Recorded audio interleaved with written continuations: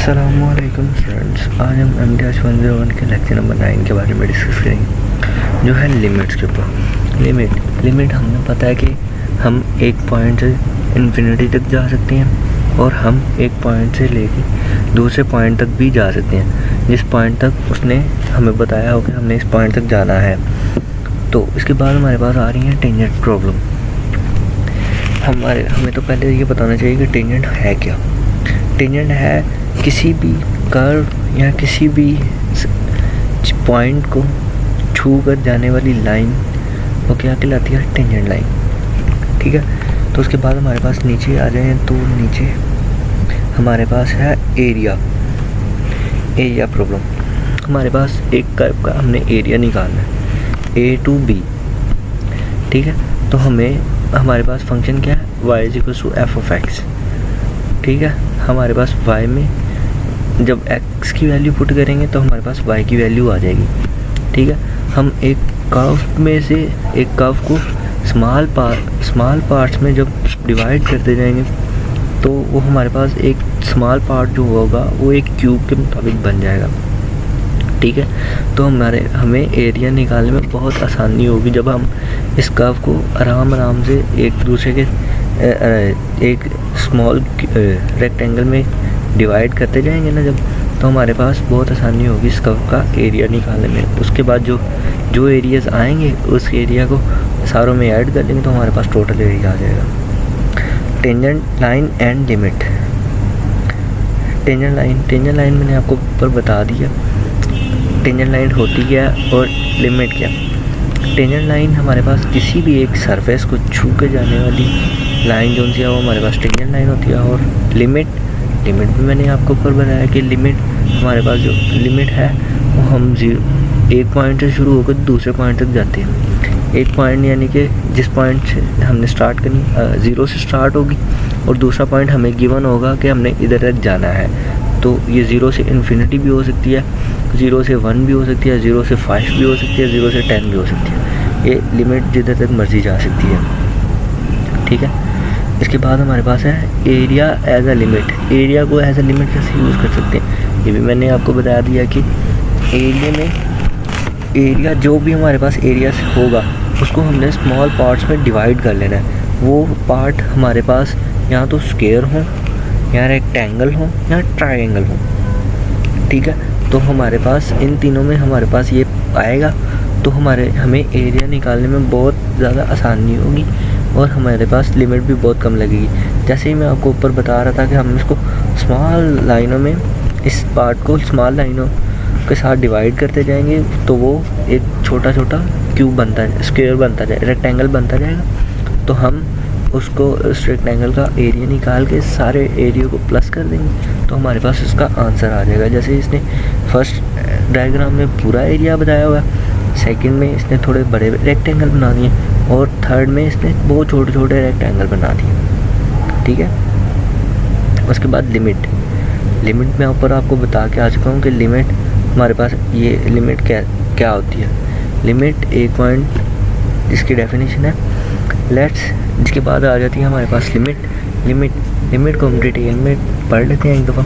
Limit are based as way to study the behave of the y value of the function is represent on x।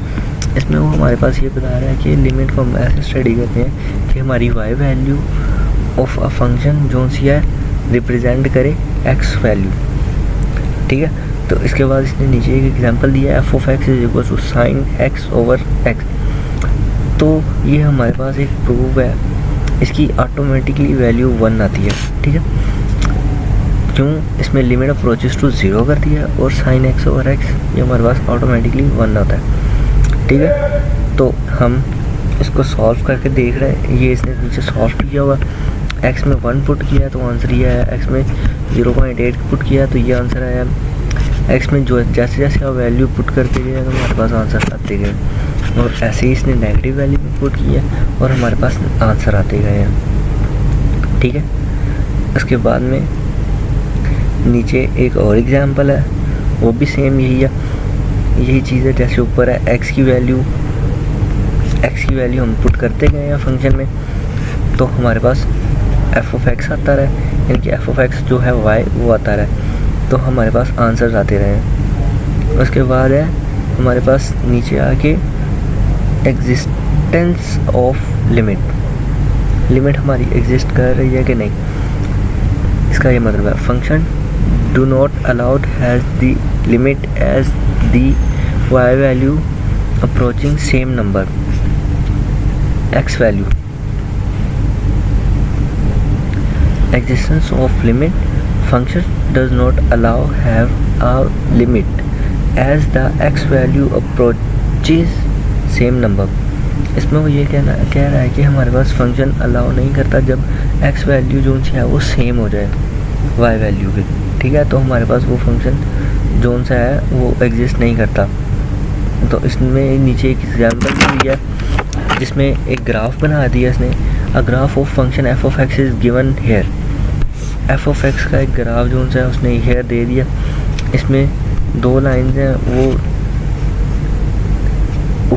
Move कर रही हैं ऊपर की जानिब। तो एक ऐसा पॉइंट आएगा जहाँ पे जाके दोनों एक दूसरे के साथ मिल जाएंगी, तो हमारा वो पॉइंट जो सा है एक्स नोट कहलाएगा और ये फंक्शन हमारे पास एग्जिस्ट नहीं करेगा, इसमें लिमिट एग्जिस्ट नहीं करेगी।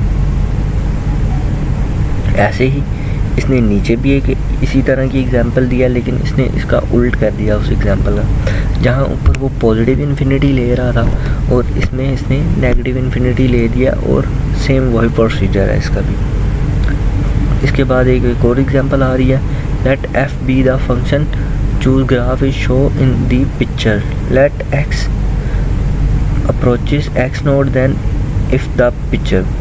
इसमें वो ये कह रहा है कि एफ ऑफ एक्स जो है पॉजिटिव इन्फिनिटी भी है और नेगेटिव इन्फिनिटी भी। तो हमारे पास ये जो सी नेगेटिव इन्फिनिटी की लाइन्स जो सी हैं वो नीचे रहेंगी और पॉजिटिव वाली ऊपर, क्योंकि हमने पॉजिटिव इन्फिनिटी से ज़ीरो की जानिब अप्रोच करते हुए नेगेटिव इन्फिनिटी तक जाना। तो हमारे पास ये ऊपर फर्स्ट क्वाड्रेंट वाली लाइन आएगी पॉजिटिव इन्फिनिटी में, और नेगेटिव इन्फिनिटी में जो हमारी फोर्थ क्वाड्रेंट पे लाइन बन रही है ये वाली आएगी, ठीक है। उसके बाद हम नीचे एक और एग्जांपल आ गई है, if a graph y is equal to f of x is given here we can see from it that. हम उसको कैसे देख सकते हैं, f of y is equal to f of x है, तो हमारे पास उसका ग्राफ कैसे आएगा। तो हमारे पास y is equal to f of x है, तो हमने इसको नेगेटिव इन्फिनिटी से लेके पॉजिटिव इन्फिनिटी तक आना है। तो जब हम f of y is equal to f of x में नेगेटिव इन्फिनिटी पुट करेंगे तो हमारा आंसर क्या आएगा, और जब हम इसमें पॉजिटिव इन्फिनिटी पुट करेंगे तो हमारा आंसर क्या आएगा। जैसे जैसे हम इसमें नेगेटिव इन्फिनिटी पुट करेंगे तो हमारा आंसर थर्ड क्वाड्रेंट में से शुरू होगा, क्यों, उसमें x भी नेगेटिव होता है और y भी नेगेटिव। जब हम x की वैल्यू नेगेटिव लेंगे तो हमारे पास y का आंसर भी क्या आएगा, नेगेटिव आएगा, ठीक है। तो जैसे जैसे हम आगे बढ़ते जाएंगे, जब हम पॉजिटिव इन्फिनिटी पे जाएंगे तो हमारा ये ग्राफ जो है वो नीचे से प्लॉट करता हुआ फर्स्ट क्वाड्रेंट में, थर्ड क्वाड्रेंट से प्लॉट करता हुआ फर्स्ट क्वाड्रेंट में आ जाएगा, और ये फर्स्ट क्वाड्रेंट में पॉजिटिव इन्फिनिटी तक जाएगा, ठीक है। उसके बाद ये हमारे पास एक और एग्जांपल आ गई है, for the function we have the graph. हमारे पास ये ग्राफ है और as x belongs to negative infinity, as x belongs to positive infinity, f of x positive infinity और एफ ऑफ एक्स -2। यानी कि उसने हमारे पास कंडीशन लगा दी है कि एफ ऑफ एक्स -2 से होगा स्टार्ट और f of x positive infinity तक जाएगा, ठीक है। आल्सो द ग्राफ ऑसिलेट, क्योंकि हमारे पास अब ग्राफ जो है वाइब्रेट करेगा, ऊपर नीचे मूव करेगा, और x given to positive infinity, क्योंकि हमारे पास जो है एक्स की वैल्यू है वो पॉजिटिव इन्फिनिटी है और हमारे पास वाई का आंसर नेगेटिव में भी है। तो हमारे पास जो सी है y is equal to x -2 आएगा, ठीक है। तो ये लेक्चर हमारा आज का इधर ही ख़त्म होता है। Kindly subscribe my channel, like, comment and share. मिलते हैं अपने अगले लेक्चर में। अल्लाह हाफिज़।